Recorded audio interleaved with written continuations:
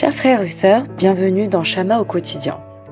Aujourd'hui, nous lisons Marc chapitre 15, versets 37 à 47, intitulé « La mort de Jésus et le voile déchiré ». Dans le verset 37 à 38, il est dit « Mais Jésus poussa à grands cris et expira. Alors le rideau du temple se déchira en deux de haut en bas. » Alors que le Seigneur Jésus était suspendu à la croix, proche de son dernier souffle, il poussa un grand cri. Mais ce n'était pas un cri d'angoisse. « Mon Dieu, pourquoi m'as-tu abandonné ?» Et tout est accompli.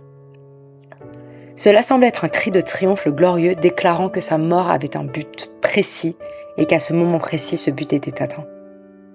Le Seigneur Jésus avait dit à ses disciples « En effet, personne ne peut m'ôter la vie.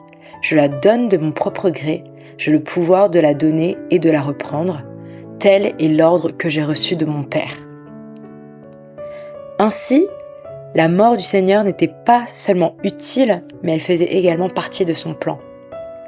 Nous observons qu'au moment même où le Seigneur Jésus rendit son dernier souffle, le voile du temple se déchira en deux, de haut en bas. Que signifie donc cela ? À l'intérieur du temple, le lieu très saint constituait le lieu le plus sacré, symbolisant la demeure de Dieu parmi les hommes, et entre le lieu saint et le lieu très saint se trouvait un épais voile. Personne d'autre que le grand sacrificateur n'était autorisé à entrer dans le lieu très saint.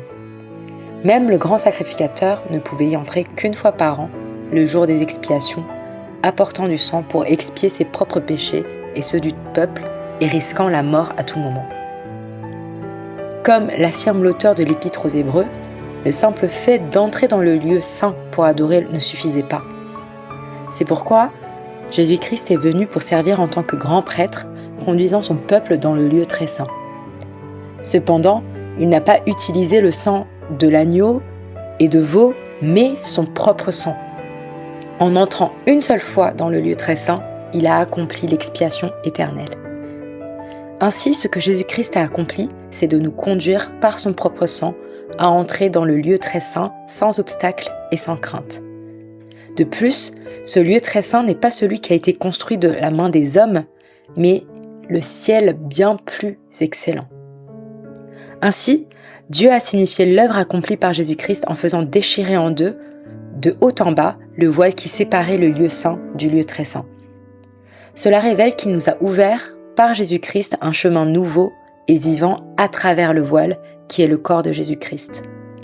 Il a donné son corps pour nous, tout comme le voile du temple a été déchiré de haut en bas, ce qui signifie que cela venait de Dieu lui-même.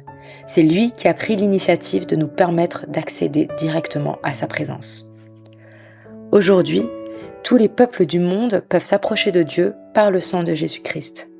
Dans Éphésiens chapitre 2, versets 13 à 14, il est dit « Mais maintenant, par votre union avec Jésus-Christ, vous qui autrefois étiez loin, vous êtes devenus proches grâce au sacrifice de Christ. Car nous lui devons notre paix. Il a en effet instauré l'unité entre les Juifs et les non-Juifs et abattu le mur qui les séparait. En livrant son corps à la mort, il a annulé les effets de ce qui faisait d'eux des ennemis.